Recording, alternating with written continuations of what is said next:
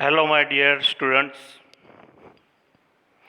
હું મુકેશ ચૌધરી, શ્રીમતી એમ કે પટેલ હાઈસ્કૂલ અને શ્રીમતી એચ જે Patel higher secondary school Gozaria આપ સૌ વિદ્યાર્થી મિત્રોનું હાર્દિક સ્વાગત કરું છું.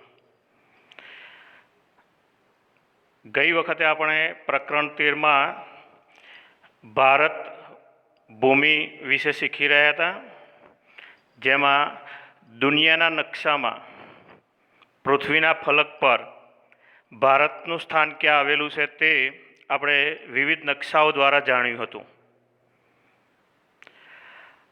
આજે આપણે બાળમિત્રો ભારતના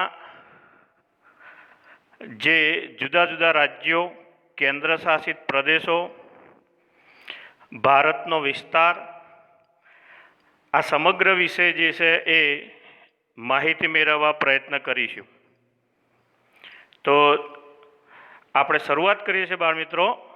ગયા વખતે આપણે જે અધૂરો પોઈન્ટ હતો ત્યાંથી ગઈ વખતે બાળમિત્રો આપણે છેલ્લે શીખ્યા હતા કે અરુણાચલ પ્રદેશ અને ગુજરાતના બંને છેડાઓ વચ્ચે 2 કલાકનો સમય ફેરફાર રહે છે.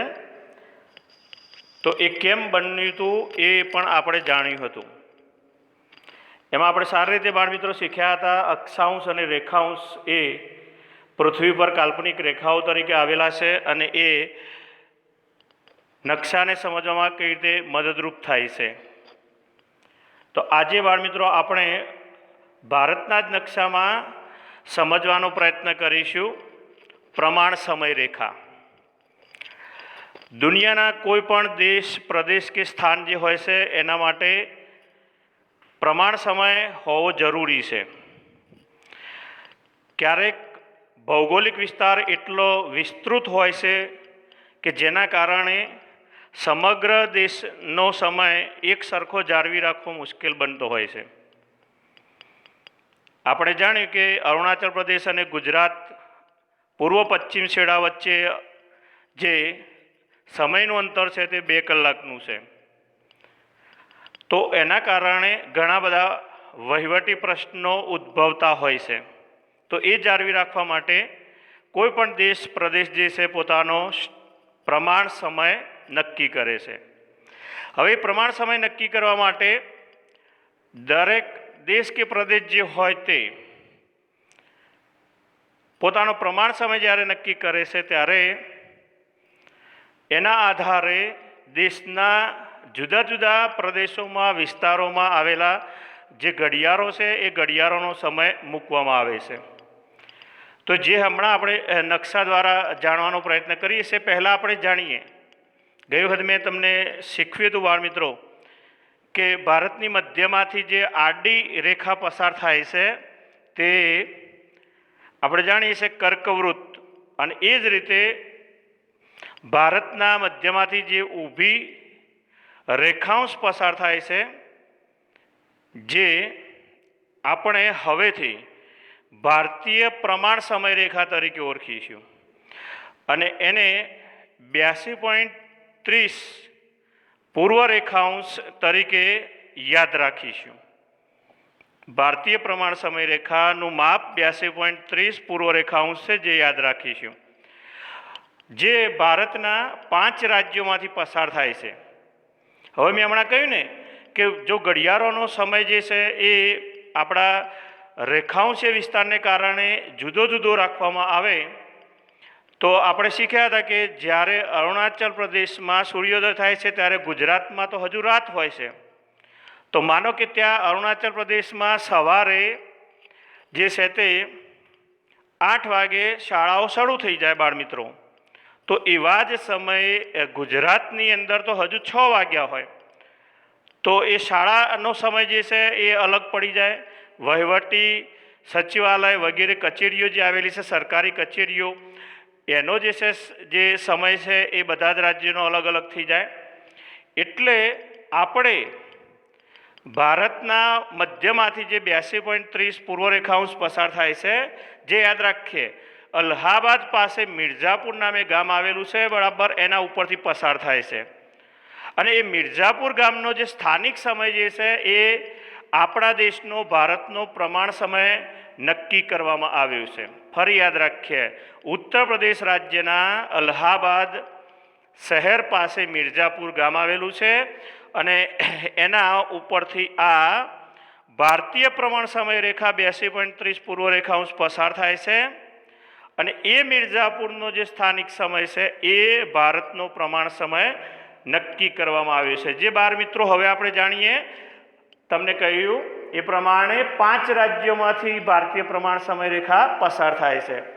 તો બાળ મિત્રો અહીંયા આગળ હવે આપણો નકશો સમજવા માટે તમારો મોબાઈલ ઊભો મોડ કરી દેશો.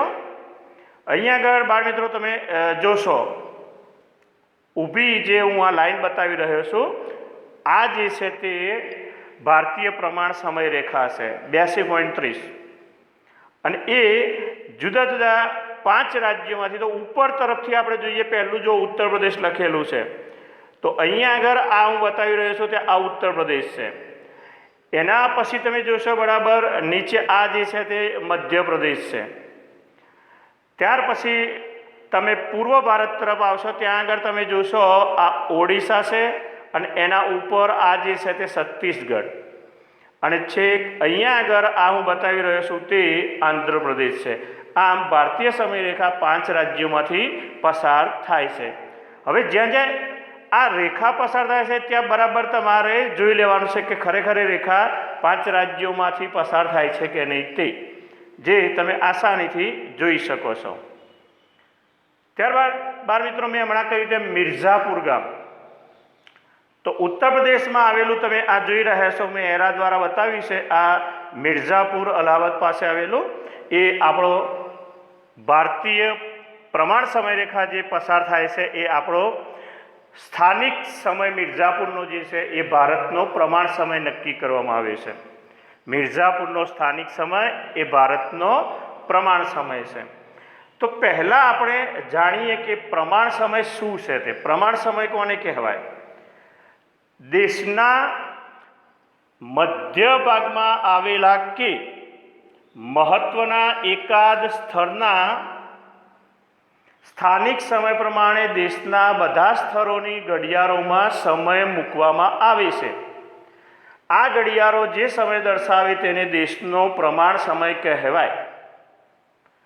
ઈસવીસન 1905થી આ 82.30 પૂર્વ રેખાંશ પ્રમાણે આ મિર્ઝાપુરનો સ્થાનિક સમય એ આપણા દેશનો સ્ટાન્ડર્ડ ટાઈમ એટલે કે પ્રમાણ સમય નક્કી કરવામાં આવે છે, જેને ભારતીય પ્રમાણ સમય કહે છે. તો મિર્ઝાપુરમાં અહીંયા લખ્યું દેશના મધ્ય ભાગમાં, એટલે મધ્ય ભાગમાં અલ્હાબાદ એ મુખ્ય કેન્દ્ર કહેવાય અને આ મિર્ઝાપુર જે છે એનો જે સ્થાનિક સમય છે એ સ્થાનિક સમય એટલે કે બપોરે ત્યાં આગળ 12 વાગ્યા હોય તો એ જ પ્રમાણે દેશના બાકીના સ્થળોના જે ઘડિયાળો છે ત્યાં આગળ પણ એનો ટાઈમ સમય જે છે તે 12 વાગ્યાનો સેટ કરવામાં આવે છે અને એ જ રીતે આખા દેશની ઘડિયાળો જે છે તે બપોરનો જે સમય 12 વાગ્યાનો છે તે બતાવશે અને એ પ્રમાણે ઘડિયાળો પોતપોતાનું કામ કરશે. હવે અહીંયા સમજીએ કે આ સ્થાનિક સમય શું છે. બાળ મિત્રો બહુ આસાનીથી આપણને યાદ રહી જાય એ પ્રમાણે છે કે કોઈ પણ સ્થળે સૂર્ય આકાશમાં મધ્યાહને કે બરાબર માથા પર આવે ત્યારે ત્યાં બપોરના 12 વાગ્યા છે એમ માનવામાં આવે છે. તમે બાજુમાં જે એક ચિત્ર આપેલું છે તે બાળ મિત્રો તમે જોશો કે આ જે માણસનું ચિત્ર છે બરાબર એના માથા ઉપર આપણે સૂર્ય મૂક્યો છે. એટલે કે આપણા માથા ઉપર જ્યારે બરાબર સૂર્ય આવે ત્યારે આપણો પડછાયો જે છે, પડછાયો સામાન્ય રીતે આપણા પગમાં પડતો હોય છે, આપણા પગમાં પડતો હોય છે. તો એવા વખતે ઘડિયાળનો સમય જે છે તે 12 વાગ્યાનો રાખવામાં આવે છે. તો તે સ્થળનો શું થયો કહેવાય? સ્થાનિક સમય. કોઈ પણ સ્થળે સૂર્ય આકાશમાં મધ્યાહન કે બરાબર માથા પર આવે ત્યારે ત્યાં બપોરના 12 વાગ્યા છે એમ માનવામાં આવે છે અને ત્યાં ઘડિયાળમાં 12 વાગ્યાનો સમય મૂકવામાં આવે છે, જે તે સ્થળનો જે સ્થાનિક સમય થયો કહેવાય. એટલે આ રીતે સ્થાનિક સમય નક્કી થાય છે. અને આપણે હમણાં જોયું તેમ અલ્હાબાદ નજીક મિર્ઝાપુરનો સ્થાનિક સમય એ ભારતનો જે છે તે પ્રમાણ સમય નક્કી કરાયો છે. હવે બાળ મિત્રો આપણે જોઈશું ભારતનો વિસ્તાર. ગઈ વખતે આપણે કહ્યું હતું કે દુનિયામાં વસ્તીની દ્રષ્ટિએ ચીન પછી ભારતનું સ્થાન છે બાળ મિત્રો, એ બીજું હતું એ આપણે જાણીએ છીએ. આજે આપણે જોઈશું કે ભારતનો વિસ્તાર અને વિસ્તારની દ્રષ્ટિએ ભારતનું વિશ્વમાં સ્થાન. તો ભારતનો કુલ ક્ષેત્રફળ જે છે બાળ મિત્રો, તમારી મોબાઈલ સ્ક્રીન ઉપર તમે જોઈ રહ્યા છો, 32,87,263 ચોરસ કિલોમીટર જે છે એ ભારતનું કુલ ભૌગોલિક ક્ષેત્રફળ છે. અને એ રીતે જોતા વિશ્વની અંદર ભારત જે છે તે 7મા ક્રમે આવે છે. આ બરાબર યાદ રાખીશું. અને વિશ્વનું જે કુલ ક્ષેત્રફળ છે, જે કુલ ભૂમિ ભાગ છે, એનો માત્ર ને માત્ર 2.42% જ ભાગ જે છે ભારત ધરાવે છે. યાદ રાખીશું, 2.42%. અને એ રીતે ભારત વિશ્વમાં વિસ્તારની દ્રષ્ટિએ 7મા ક્રમે આવે છે. અને 7 દેશો બાળ મિત્રો આપણે યાદ રાખવાનો પ્રયત્ન કરીએ. સૌથી મોટું ભૌગોલિક ક્ષેત્રફળ વિસ્તાર ધરાવતો દેશ રશિયા છે, એટલે કે પ્રથમ નંબર. બીજા નંબરે જે છે તે કેનેડા છે. ત્રીજા નંબરે USA United states of America છે. ચોથા નંબરે ચીન છે. 5મા નંબરે બ્રાઝિલ. 6ઠ્ઠા નંબરે ઓસ્ટ્રેલિયા અને 7મા નંબરે ભારત છે. હવે આ ક્ષેત્રફળની વાત કરીએ તો બાળ મિત્રો, આ ઉપરના જે 6 દેશો આપણે લીધા એ ભારત કરતાં 2 થી 5 ગણા મોટા છે. એટલે એ રીતે જોતા ભારતનું વિશ્વમાં વિસ્તારની દ્રષ્ટિએ 7મું સ્થાન બને છે, જે પરીક્ષા માટે આરામથી આપણને યાદ રહી જશે. હવે એ નકશામાં આપણે જાણીએ કે એ 7 દેશો વિશ્વના નકશામાં. તો બાળ મિત્રો અહીંયા આગળ તમે જે આપેલા છે નંબર, એ નંબર પ્રમાણે તમે જોઈ શકશો. બરાબર છે? એ નંબર પ્રમાણે તમે જાણવાનો પ્રયત્ન કરો બાળ મિત્રો, તો એની અંદર તમે આરામથી જાણી શકશો. તમે જોઈ શકશો અહીંયા આગળ કે પહેલા નંબરે જે છે રશિયા, જે તમારી મોબાઈલ સ્ક્રીન ઉપર દેખાઈ રહ્યું છે, આ 1 નંબર. ત્યાર પછી બીજા નંબરે તમે ઉત્તર અમેરિકા ખંડ તરફ આવશો, મોબાઈલ સ્ક્રીનની ડાબી તરફ જુઓ તમે, કેનેડા 2 નંબર છે. બરાબર, એના નીચે અમેરિકા 3 નંબર છે. ફરીથી પાછા આપણે એશિયામાં આવીશું, ત્યાં જોશો ચાઇના જે છે 4 નંબરે છે બાળ મિત્રો. બરાબર. ત્યાર પછી દક્ષિણ અમેરિકા ખંડમાં આવીશું, ત્યાં આગળ બ્રાઝિલ જુઓ તમે 5મા નંબરે છે. 6ઠ્ઠા નંબરે તમે આ ઓસ્ટ્રેલિયા જોઈ રહ્યા છો. અને 7મા નંબરે આપણું જે ભારત જે છે એ 7મા નંબરે છે.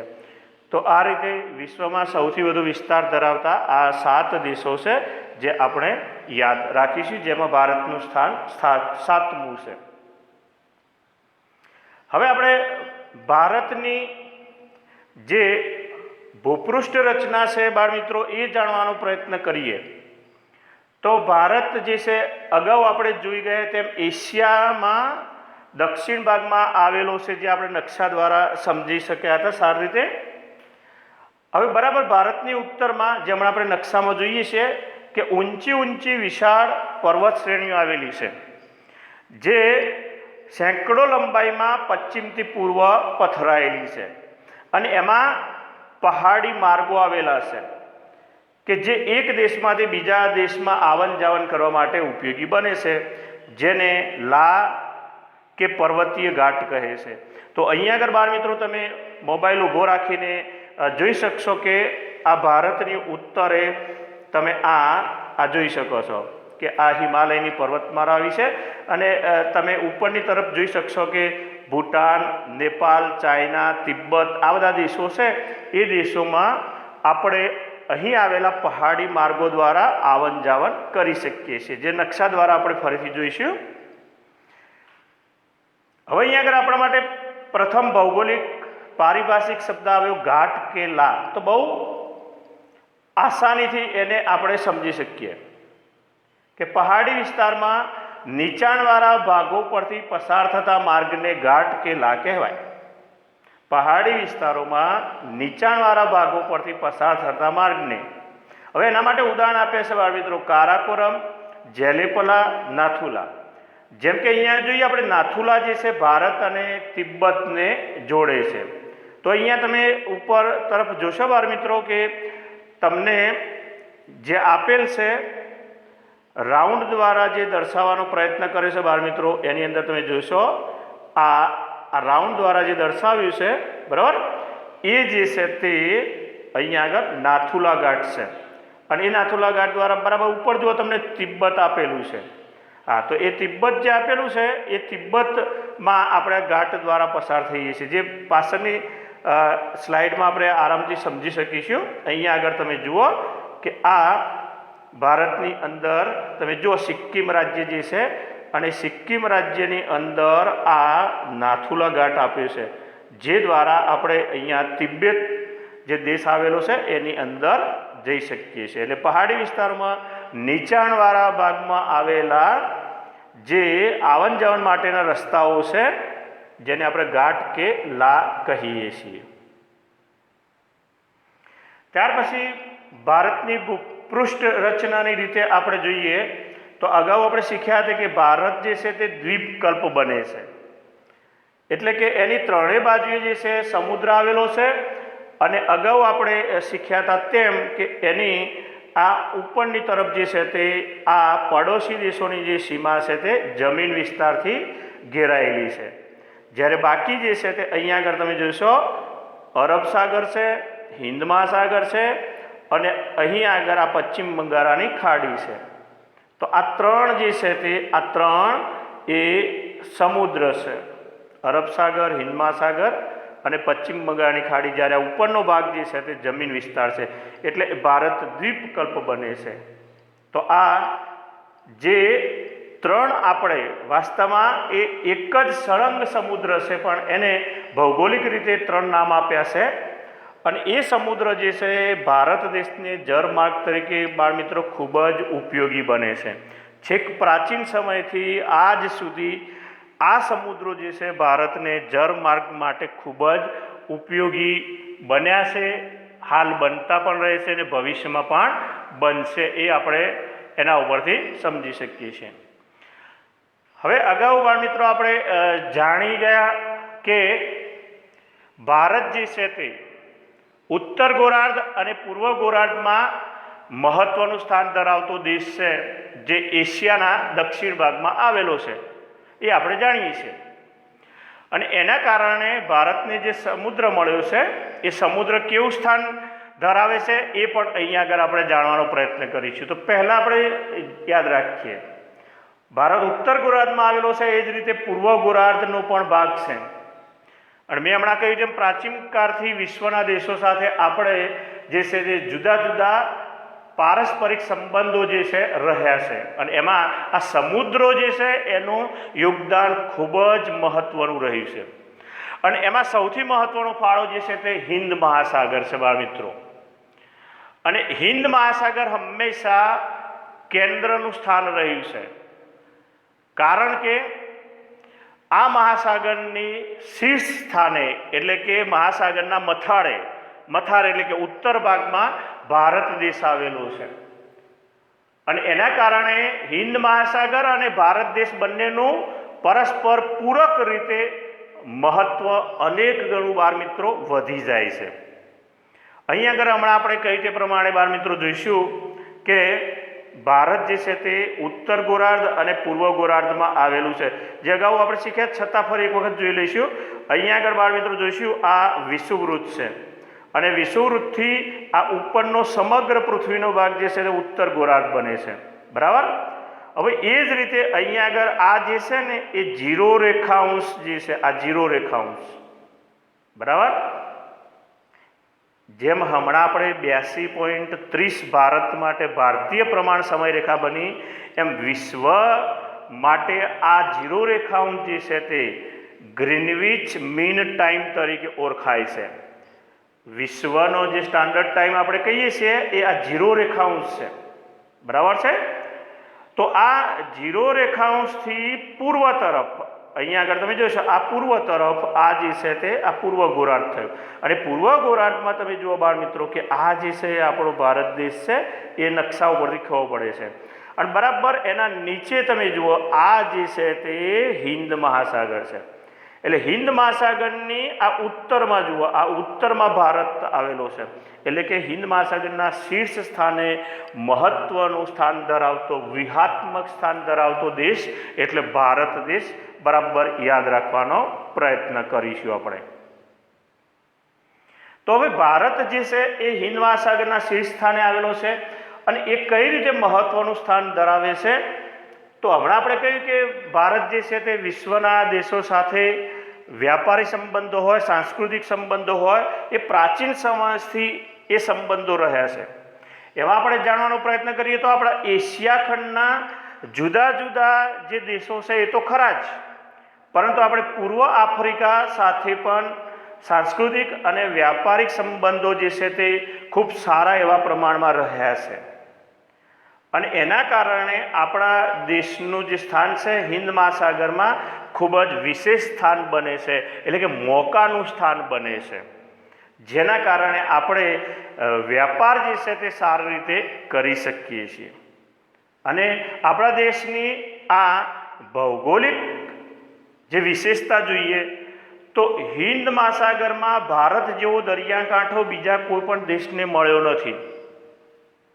આ બધા મહત્વને કારણે હિન્દ મહાસાગર જે છે નામ અપાયું તે આપણા હિન્દુસ્તાન દેશ ઉપરથી અપાયું। આપણે ભારતને હિન્દુસ્તાન પણ કહીએ છીએ, અને એના કારણે ભારતની દક્ષિણે આવેલો જે મહાસાગર જે મેં હમણાં તમને નકશામાં બતાવ્યો એનું નામ હિન્દ મહાસાગર અપાયું છે। તો યાદ રાખીએ કયા મહાસાગરનું નામ હિન્દુસ્તાન નામ પરથી અપાયું છે, તો હિન્દ મહાસાગર। હવે હમણાં આપણે જોયું પ્રમાણે પૂર્વ આફ્રિકા, પશ્ચિમ એશિયા, દક્ષિણ એશિયા, દક્ષિણ પૂર્વ એશિયાના સમુદ્ર માર્ગો, તો અહીંયા આગળ બાળ મિત્રો હું તમને જે છે એ બતાવવાનો તમને પ્રયત્ન કરું છું।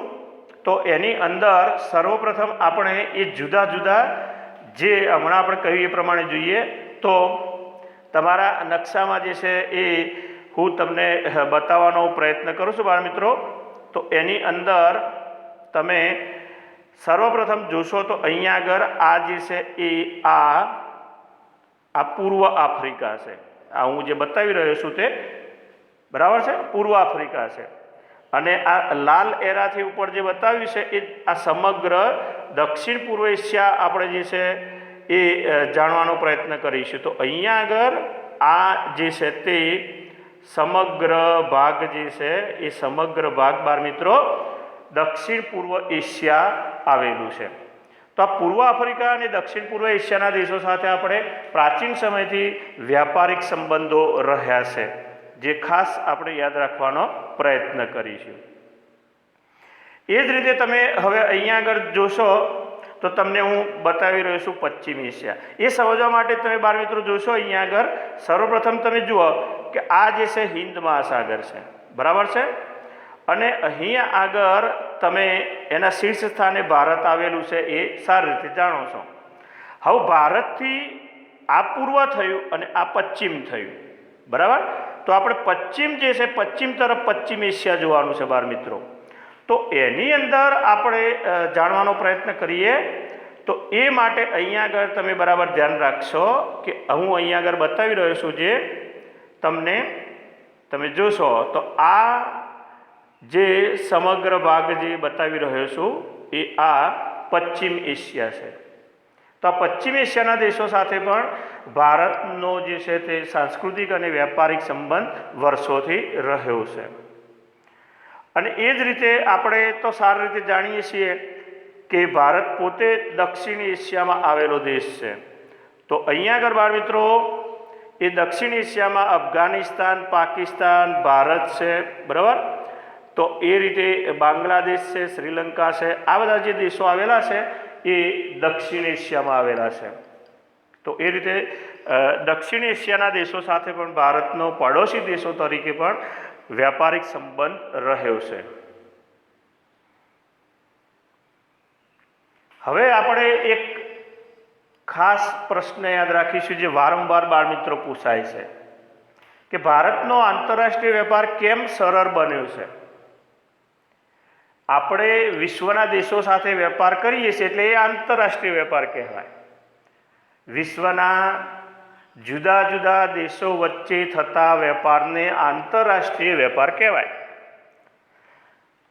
ભારત ઇંગ્લેન્ડને ચા આપે છે એટલે કે ભારત દેશ છે, સામે ઇંગ્લેન્ડ પણ દેશ છે, તો બંને દેશો વચ્ચે વેપાર થયો એટલે આંતરરાષ્ટ્રીય વેપાર કહેવાય. ભારત શ્રીલંકા સાથે વેપાર કરે છે, ભારત અમેરિકા સાથે વેપાર કરે છે, તો આ જે છે એ આંતરરાષ્ટ્રીય વેપાર થયો કહેવાય. હવે જે આપણે મહાસાગર જે વાત કરી તે હિન્દ મહાસાગરની વાત કરી. હું હમણાં તમને દુનિયાના નકશામાં જુદા જુદા મહાસાગરો બતાવું છું. તો એ મહાસાગરોમાંથી જુદા જુદા જળમાર્ગો બાળમિત્રો પસાર થાય છે અને એ બધા આંતરરાષ્ટ્રીય જળમાર્ગો જે છે એ જળમાર્ગો ઉપર ભારતનું સ્થાન મહત્વનું બને છે. કારણ કે આંતરરાષ્ટ્રીય જળમાર્ગો ભારતના હિન્દ મહાસાગર પરથી, ભારતની દક્ષિણે આવેલા હિન્દ મહાસાગર પરથી પસાર થાય છે એટલે ભારતનું સ્થાન મહત્વનું બને છે. હવે અહીંયા બધું તમને નકશાઓ બતાવું પહેલાં થોડીક માહિતી આપણે જોઈ લઈએ કે ઈસવીસન 1869માં જ્યારે સુએઝ નહેર શરૂ થઈ એ પહેલાં ભારત અને યુરોપ વચ્ચે જે વેપાર થતો હતો એ માટે આખો આફ્રિકા ખંડ ફરીને જે છે તે જવું પડતું હતું જળમાર્ગે, જેના કારણે ખૂબ જ લાંબુ અંતર થતું હતું. પરંતુ 1869માં સુએઝ નહેર શરૂ થઈ જેના કારણે ભારત અને યુરોપ વચ્ચેનું આશરે 7000 કિલોમીટર અંતર ઘટી ગયું. એટલે એના કારણે એટલો સમય છે, આર્થિક ખર્ચ છે, એ બધાનો બચાવ થયો. હવે જોઈએ કે હિન્દ મહાસાગર મેં હમણાં કહ્યું કે આંતરરાષ્ટ્રીય જળમાર્ગો હિન્દ મહાસાગર પરથી પસાર થઈને થાય તો એમાં પૂર્વ એશિયા, દક્ષિણ પૂર્વ એશિયા, ઓસ્ટ્રેલિયાથી આફ્રિકા તથા યુરોપને સાંકળતા જે જળમાર્ગો છે એ હિન્દ મહાસાગર પર થઈને પસાર થાય છે. અને હિન્દ મહાસાગરની ટોચે શીર્ષમાં ઉત્તરે ભારત આવેલું છે એટલે ભારતનું સ્થાન અહીંયા આગળ મહત્વનું થઈ જાય છે. હવે એ જ રીતે દક્ષિણ આફ્રિકા થઈને આવતો આ જળમાર્ગ તથા સુએઝ જળમાર્ગ જે હમણાં હું બતાવું છું એ ભારત પાસેથી પસાર થાય છે એટલે ભારતનું સ્થાન મહત્વનું બને છે. અને બાળમિત્રો સાથે સાથે હવે જાણીએ આપણે કે ભારત મેં હમણાં કહ્યું કે અમેરિકા સાથે, USA સાથે પણ વેપાર કરે છે, યુનાઇટેડ સ્ટેટ્સ ઓફ અમેરિકા. અને એ જળમાર્ગે જે વેપાર થાય છે એમાં સૌથી મહત્વનું જે છે તે મલાક્કાની સામુદ્રધુની જે છે એમાં થઈને આ જળમાર્ગ પસાર થાય છે, જે ઇન્ડોનેશિયાની નજીક આવેલો હોવાથી એને ઇન્ડોનેશિયાની મલાક્કાની સામુદ્રધુની કહે છે. આ બધું જ બાળમિત્રો હું તમને હમણાં આગળની સ્લાઇડમાં નકશામાં સમજાવું છું, પણ એ પહેલાં આ વાત તમે થોડીક વાંચી લીધી હોય તો ખબર પડે. હવે અહીંયા આગળ આપણે બાળમિત્રો જોઈશું તો અત્યાર સુધી આપણે હિન્દ મહાસાગર એવું કહેતા રહ્યા. હવે એની સાથે તમે છેલ્લી લાઈનમાં જુઓ કે ઇન્ડોનેશિયાની મલાક્કાની સામુદ્રધુની થઈને પેસિફિક મહાસાગર પસાર કરીને કેનેડા તથા USA પહોંચી શકાય છે. તો અહીંયા આગળ હવે જુઓ પેસિફિક મહાસાગરનો સમાવેશ કર્યો આપણે. તો હિન્દ મહાસાગરને અહીંયા આગળ પેસિફિક મહાસાગર સાથે જોડવાનું કામ આ મલાક્કાની સામુદ્રધુની કરે છે, એ ધ્યાન રાખીએ. બરાબર. આ મલાક્કાની સામુદ્રધુની કયા બે મહાસાગરોને જોડે છે? તો હિન્દ મહાસાગર અને પેસિફિક મહાસાગર. તો અહીંયા આગળ આપણે નકશા દ્વારા હું તમને સમજાવવાનો પ્રયત્ન કરું છું બાળમિત્રો. તો અહીંયા આગળ તમે બાળમિત્રો નકશામાં જે છે એ જોશો તો અહીંયા આગળ તમને જળમાર્ગ બાળમિત્રો બતાવેલો તમે તમારા નકશામાં જોઈ શકો છો. એ આપણે સમજવાનો પ્રયત્ન કરીએ કે એ જળમાર્ગ જે છે તમે જુઓ કે દાખલા તરીકે આ યુરોપ ખંડ છે, બરાબર છે. આ યુરોપ ખંડ બતાવું છું. હવે આ યુરોપ ખંડ જે છે એની અંદર દાખલા કે અહીંયા આગળ તમે જો આ લંડન ઇંગ્લેન્ડનું શહેર આપેલું છે, ત્યાંથી ભારત સાથે વેપાર કરવો હોય તો આ આખો આફ્રિકા ખંડ જે છે એ ફરીને આ મુંબઈ બંદરે આવવું પડે. આખો આફ્રિકા ખંડ તમે જુઓ, એ આ જે છે એ આખો આફ્રિકા ખંડ છે આ, બરાબર. હવે આફ્રિકા ખંડ ફરીને આવે તો અહીંયા આગળ કહ્યું એ પ્રમાણે 19,800 કિલોમીટરનું અંતર થાય. તો આ અંતર કેમ ઘટી ગયું, તો એ માટે આપણે જાણવાનો બાળ મિત્રો પ્રયત્ન કરીએ. તો એ માટે તમે હવે અહીં આગળ જોશો બાળ મિત્રો, જે હું માર્ગ બતાવવાનો તમને પ્રયત્ન કરું છું એની અંદર તમે જોશો. તો અહીંયા આગળ બરાબર તમે જુઓ, આફ્રિકાની ઉત્તરે અહીંયા આગળ એ આ રાઉન્ડ મેં કર્યું એ ટપકું આપેલું છે, એ સુએજ નહેર છે. હમણાં આપણે વાત કરી ને 1869માં સુએજ નહેર બની, સુએજ કેનાલ. તો એ સુએજ કેનાલ બની એના કારણે હવે એ પહેલાં કેમ વેપાર ત્યાં થઈને નહોતો થતો, તો આપણને પ્રશ્ન થવો જોઈએ. કારણ કે એટલો જે વિસ્તાર જે છે ને એ જમીનનો પટ્ટો હતો બાળ મિત્રો, એ જમીનનો પટ્ટો હતો. હવે જમીનનો પટ્ટો હતો એટલે એના ઉપરથી વહાણ જે છે તે જઈ શકે નહીં. તો આપણે દાખલા તરીકે નર્મદા નદીનું પાણી જે છે આપણા ખેતરો સુધી પહોંચાડવું હોય તો નહેર બનાવીએ છીએ, બરાબર. તો એ વખતે 1869માં વિશ્વની સૌથી મોટી કેનાલો કહી શકાય એવી મોટી કેનાલ જે છે તે તૈયાર થઈ, નહેર તૈયાર થઈ. અને એ નહેરમાં જે છે તે વહાણો લાંગરવામાં આવતા હતા અને એ વહાણો એક મહાસાગરમાંથી બીજા મહાસાગરમાં જતા હતા. હવે પહેલાં આપણે જાણવાનો પ્રયત્ન કરીએ, મુંબઈથી અહીંયાથી ઉપડેલું વહાણ જે છે તે જુઓ અહીંયા આગળ અરબ સાગરમાં આવ્યું, આ અરબ સાગર બાળ મિત્રો. હવે એ ત્યાંથી જુઓ તમે આ જે છે તે આ પશ્ચિમ એશિયાનો જે અખાત જે છે એ અખાતમાં પ્રવેશ કરીને અહીંયા આગળ બાળ મિત્રો તમે જોશો, હું આ બતાવું રાઉન્ડ, તે આ રાતો સમુદ્ર છે. આ એટલો જે તમે બ્લુ કલરનો અંદર લાલ લીટીની નીચે જે બ્લુ ભાગ જોઈ રહ્યા છો, વાદળી ભાગ જોઈ રહ્યા છો, એ જે છે એ સમુદ્ર છે, રાતો સમુદ્ર. હવે રાતા સમુદ્ર સુધી પહોંચી શકાતું હતું, પણ અહીંયા આગળ મેં કહ્યું એ પ્રમાણે આગળ જઈ શકાતું નહોતું. જે તમે મેં લાલ ટપકું બતાવ્યો, ફરીથી કરું, બરાબર. તો એ જમીન વિસ્તાર હતો, પણ હવે ત્યાં સુએજ નહેર બની ગઈ. હવે સુએજ નહેર બની ગઈ એટલે એના કારણે બાળ મિત્રો હવે આ રાતા સમુદ્રમાંથી, આ જે રાતો સમુદ્ર જે છે એ રાતા સમુદ્રમાંથી હવે વહાણ સુએજ કેનાલ દ્વારા હવે અહીં આગળ તમે જુઓ આ ભૂમધ્ય સમુદ્રમાં આવશે. હું તમને આ બતાવી રહ્યો છું, આ જે છે એ ભૂમધ્ય સમુદ્ર છે. તો આ રાતા સમુદ્રમાંથી વહાણ જે છે હવે સુએજ નહેર જે છે એમાં પસાર થઈને ભૂમધ્ય સમુદ્રમાં આવશે અને ભૂમધ્ય સમુદ્રમાં થઈને એ વહાણ હવે જુઓ અહીંયા થઈને આ યુરોપના જે દેશો આવેલા છે એ યુરોપના દેશોમાં એ જે છે વહાણ દરિયા કિનારે પહોંચી જશે. એટલે આ રીતે 7,000 કિલોમીટરનું અંતર જે છે એ અહીં આગળ આપણને ભારતની જે છે તે વેપારની રીતે જે છે બાળ મિત્રો ફાયદાકારક બની એ બરાબર આપણે ધ્યાનમાં રાખીશું, યાદ રાખવાનો પ્રયત્ન કરીશું. એટલે 7,000 કિલોમીટર અંતર યુરોપ અને ભારત વચ્ચે ઘટી ગયું. શાના કારણે? તો યાદ રાખીશું કે સુએજ નહેરના નિર્માણ પછી 1869 પછી આ 7,000 કિલોમીટર અંતર જે છે તે ઘટી ગયું છે. હવે અહીંયા આગળ તમને જોશો બાળ મિત્રો તો દુનિયાનો જે નકશો આપ્યો છે ને એમાં જુદા જુદા મહાસાગરો આપેલા છે. તો એની અંદર આપણે એ મહાસાગરો જે છે ને મહાસાગરો તમે જરાક બાળ મિત્રો ઓળખતા શીખો કે જેના આધારે તમે બાળ મિત્રો જ્યારે પણ દુનિયાનો નકશો જુઓ ત્યારે તમને ખબર પડવી જોઈએ કે આ જે છે તે આ મહાસાગર છે. તો એની અંદર તમે જોશો આ પહેલો આપણે હિન્દ મહાસાગર, ઇન્ડિયન ઓશિયન, બરાબર છે. ત્યાર પછી અહીંયા આગળ તમે જુઓ આ એટલાન્ટિક મહાસાગર છે જેને સાઉથ એટલાન્ટિક ઓશિયન, દક્ષિણ એટલાન્ટિક મહાસાગર કહે છે.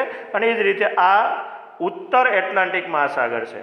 અને છેક ઉત્તર ધ્રુવમાં તમે જોશો તો આર્કટિક મહાસાગર છે બાળ મિત્રો. હવે હમણાં આપણે કહ્યું કે હિન્દ મહાસાગર અને પેસિફિક મહાસાગર, બરાબર. તો એમાં બરાબર સમજીએ બાળ મિત્રો. આ જે છે તે તમે જોશો, આ પેસિફિક મહાસાગરનો પશ્ચિમ છેડો છે અને આ બાજુ બાળ મિત્રો જે છે ને એ આ પૂર્વ છેડો છે.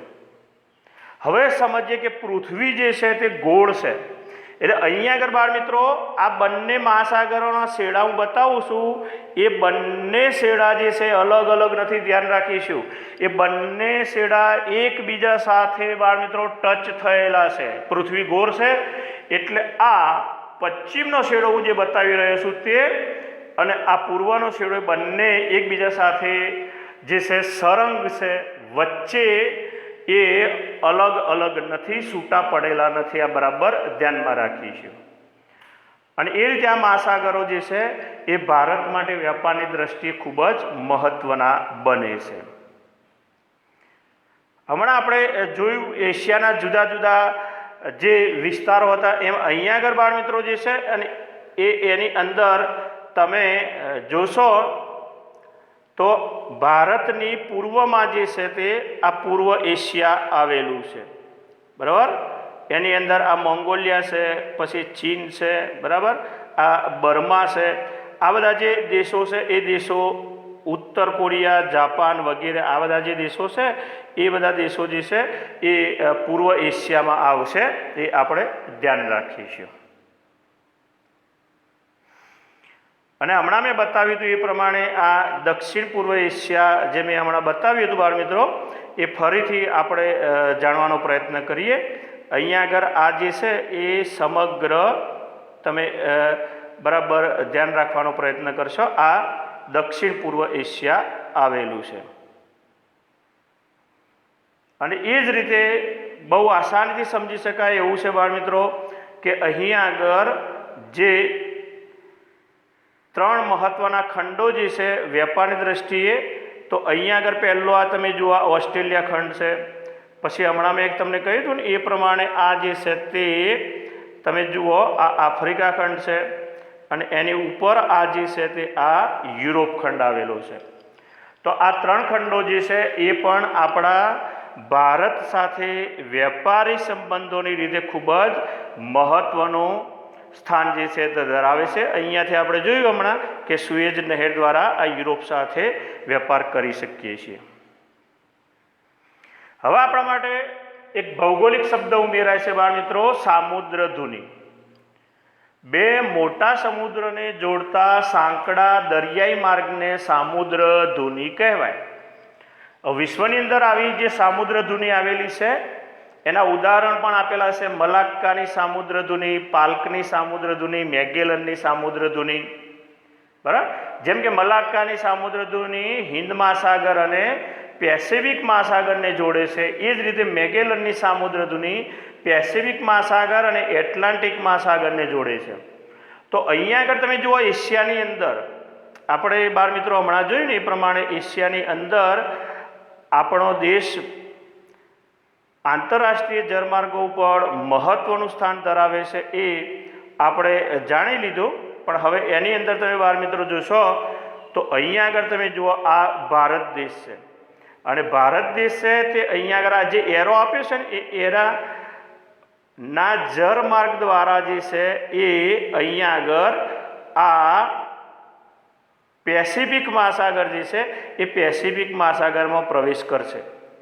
ભારતના કોઈ પણ વ્યાપારી વહાણો આ રીતે. તો એરા દ્વારા જે સાંકડો દરિયાઈ માર્ગ બતાવ્યો છે એ સાંકડો દરિયાઈ માર્ગ એટલે સામુદ્રધુની. બહુ સહેલી વ્યાખ્યા છે શબ્દાર્થ જુઓ. બે મોટા સમુદ્રોને જોડતા સાંકડા દરિયાઈ માર્ગને. તો અહીંયા આગળ ભારતથી આપણે જે વાત કરી તો અહીંયા આગળ આ જે છે તે હિન્દ મહાસાગર, બરાબર. હવે હિન્દ મહાસાગરને અહીંયા આગળ આપણે જોયું તે પ્રમાણે આ પેસિફિક મહાસાગરને જોડવાનું કામ આ મલાક્કાની સામુદ્રધુની જે આવેલી છે એણે કર્યું.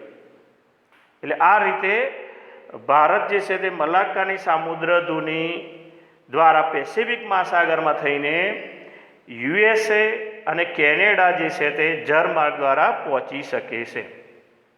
તો અહીંયા આગળ હવે એશિયાના નકશામાં તમે બાળ મિત્રો મોટા સ્વરૂપે તમે જોઈ શકશો આરામથી કે એની અંદર તમે જુઓ આ સ્ટાર જે આપેલો ભાગ જે છે આ સ્ટાર આપેલો ભાગ આ જે છે તે મલાક્કાની સામુદ્ર ધુની છે, સ્ટ્રેટ ઓફ મલાક્કા. એટલે આ હિન્દ મહાસાગર અને આ પેસિફિક મહાસાગરને જોડવાનું કામ આ મલાક્કાની સામુદ્ર ધુની કરે છે. આ એશિયાના નકશામાં જોયું. એ જ રીતે આપણે દુનિયાના નકશામાં પણ જોઈ શકીએ બાળ મિત્રો. દુનિયાના નકશામાં પણ તમે જે છે તે આરામથી જોઈ શકો છો કે મલાક્કાની સામુદ્ર ધુની જે છે એના દ્વારા તમે બાળ મિત્રો હિન્દ મહાસાગર અને પેસિફિક મહાસાગરને જોડતા જોઈ શકો છો. તો અહીંયા આગળ આ સાંકડો ફાટો જે છે વ્હાઇટ મેં તમને બતાવ્યું, બરાબર, આ સાંકડો ફાટો. તો ત્યાંથી આ હિન્દ મહાસાગર જે છે ત્યાંથી આ મલાક્કાની સામુદ્ર ધુનીમાંથી પસાર થઈને આ જે છે પેસિફિક મહાસાગરમાં વહાણ આવશે. મેં હમણાં સમજાવ્યું પ્રમાણે જુઓ કે આ પેસિફિકના આ જો આ પૂર્વ શેડો જે છે, હવે અહીંયા જે પૂર્ણ થાય છે પૂર્ણ થતો નથી બાળ મિત્રો.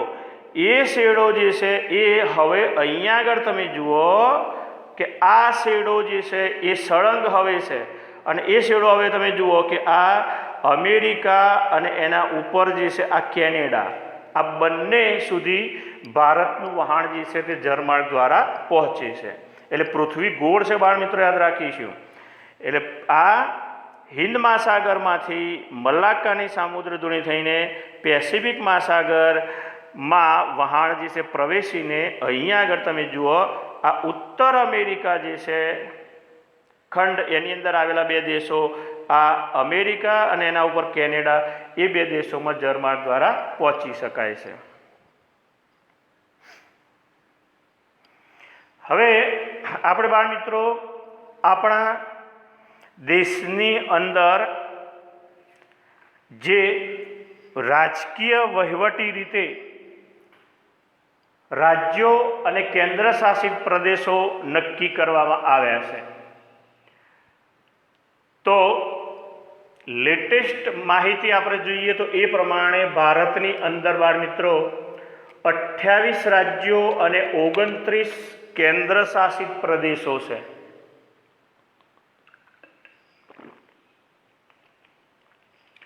તમે ભારતના નકશામાં બાળ મિત્રો જોઈ શકો છો જે ભારતના 28 રાજ્યો જે છે તે અહીંયા આગળ તમે નકશાની અંદર બાળ મિત્રો જોઈ શકશો કે ભારતના જે 28 રાજ્યો છે એમાંથી પહેલાં તમે આંધ્રપ્રદેશથી શરૂઆત કરી શકો છો અને નંબર આપે નંબર પ્રમાણે ભારતના જુદા જુદા રાજ્યો જેમ કે અરુણાચલ પ્રદેશ છે, એના નીચે અસમ છે, ત્યાર પછી બિહાર છે, ત્યાર પછી છત્તીસગઢ છે. આ રીતે આપણે જોઈએ તો આગળના ક્રમોમાં જોઈએ તો તમે જોશો તો છેલ્લું અહીંયા આગળ પશ્ચિમ બંગાળ 28મું રાજ્ય છે, બરાબર. અને એ રીતે ભારતમાં કુલ 28 રાજ્યો આવેલા છે. તો આ રીતે બાળ મિત્રો તમે પણ તમારા ઘરે નકશા પોથીમાં જે નકશો આપેલો હોય ભારતનો એની અંદર 28 રાજ્યો જે છે આઉટલાઇન ઇન્ડિયા આઉટલાઇન મેપ જે હોય એની અંદર આ રીતે ભારતના રાજ્યો જે છે એ તમે પૂરી શકો છો, જે સારી રીતે તમે યાદ પણ રાખી શકશો. એટલે ઘરે રહીને આટલો પ્રયત્ન તમે ચોક્કસ કરશો કે જેથી ભારતના લેટેસ્ટ 28 રાજ્યો જે છે તમે એ જોઈ શકો છો. અને એની અંદર આપણે છેલ્લે યાદ રાખીએ કે 2 જૂન યાદ રાખીએ કે 2 જૂન 2014ના રોજ આંધ્રપ્રદેશ રાજ્ય જે છે પહેલું જે તમને બતાવ્યું બાળ મિત્રો, એમાંથી નવું સ્ટેટ તેલંગાણા રાજ્ય છે તે રચાયું છે, યાદ રાખીશું, બરાબર. છેલ્લે લેટેસ્ટ 2 જૂન 2014ના રોજ આંધ્રપ્રદેશમાંથી તેલંગાણા રાજ્ય અલગ પાડવામાં આવ્યું. આ આપણે બાળ મિત્રો યાદ રાખીશું. તો આ રીતે ભારતના 28 રાજ્યો યાદ રાખશો. ત્યાર પછી ભારત જે છે 28 રાજ્યોની સાથે સાથે 9 કેન્દ્ર શાસિત પ્રદેશો ધરાવે છે. એ આપણે બરાબર યાદ રાખીશું બાળ મિત્રો કે ભારતને વહીવટી રીતે રાજકીય વહીવટી સરળતા ખાતર જે છે રાજ્યો અને કેન્દ્ર શાસિત પ્રદેશોમાં વહેંચવામાં આવ્યું છે. હવે કેન્દ્ર પ્રદેશ કોને કહીશું કેન્દ્ર શાસિત પ્રદેશ તો ભારતનો એ રાજકીય ભાગ છે। રાજ્યની જેમ ખુદની સરકાર ચૂંટી કાઢવાને બદલે તેનું સંચાલન કેન્દ્ર સરકાર દ્વારા થાય છે। અહીંયા આગળ રાજ્યોની જેમ પોતાની સરકાર હોતી નથી, તેનો સીધો વહીવટ જે છે એનું સંચાલન કેન્દ્ર સરકાર કરે છે। એટલે બાળ મિત્રો એને આપણે કેન્દ્ર શાસિત પ્રદેશ કહીએ છીએ। તો 28 રાજ્યો અને 9 કેન્દ્ર શાસિત પ્રદેશો છે, જે બાળ મિત્રો તમે તમારી મોબાઈલ સ્ક્રીન ઉપર જે છે તે વાંચી શકો છો, બરાબર। તો એની અંદર તમે જોશો અંદમાન નિકોબાર, ચંદીગઢ, દમણ અને દીવ, દાદરા અને નગર હવેલી, દિલ્હી, જમ્મુ અને કાશ્મીર, લદ્દાખ, લક્ષદ્વીપ, પુડુચેરી, જેને સામાન્ય રીતે આપણે પાંડિચેરી કહેતા હતા એને હવે પુડુચેરી કહીએ છીએ। હવે બાજુમાં તમે જુઓ લખેલું છે ભારતનો દક્ષિણતમ છેડો ઇન્દિરા પોઈન્ટ છે, એટલે ભારતનો જે છેલ્લો છેડો, ભારતના ભૌગોલિક ક્ષેત્રફળનો સૌથી છેડો જે છે એ આ ઇન્દિરા પોઈન્ટ છે। 2004માં તત્સુનામી નામે જે ભયંકર દરિયાઈ વાવાઝોડું આવ્યું એના કારણે આખો જે ટાપુ ઇન્દિરા પોઈન્ટ જે છે એ આખો જળમગ્ન થઈ ગયો હતો, એમ કહેવાય કે આખો સમુદ્રમાં ડૂબી ગયો હોય એમ લાગતું હતું।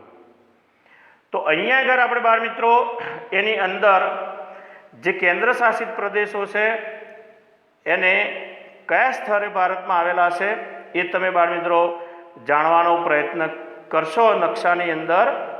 તો એની અંદર બાળ મિત્રો તમે જોશો કે હમણાં ચાલુ વર્ષે ભારતમાં લદ્દાખ અને જમ્મુ કાશ્મીર જે છે એ 2 નવા કેન્દ્ર શાસિત પ્રદેશો રચાયા।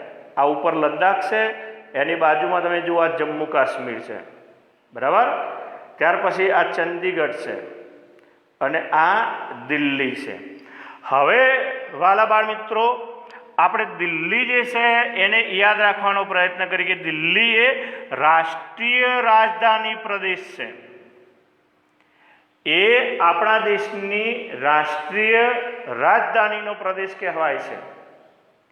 એની સાથે સાથે તમે અહીંયા આગળ જો ગુજરાતમાં આ જે છે તે, બરાબર, દાદરા નગર હવેલી અને મહારાષ્ટ્રમાં અહીંયા આગળ તમે જોશો તો દીવ અને દમણ। એ જ રીતે હવે તમે ભારતમાં જે 2 મહત્વના ટાપુઓ આવેલા છે, આઇસલેન્ડ આવેલા છે, તો એમાં આ તમે લક્ષદ્વીપ જોશો, ત્યાર પછી પુડુચેરી અને આ અંદમાન નિકોબાર।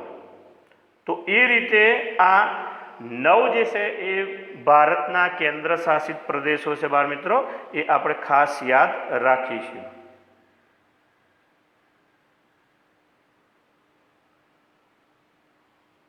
તો અહીંયા આગળ બાળ મિત્રો આપણે આજનો આ તાસ પૂર્ણ કરીએ છીએ।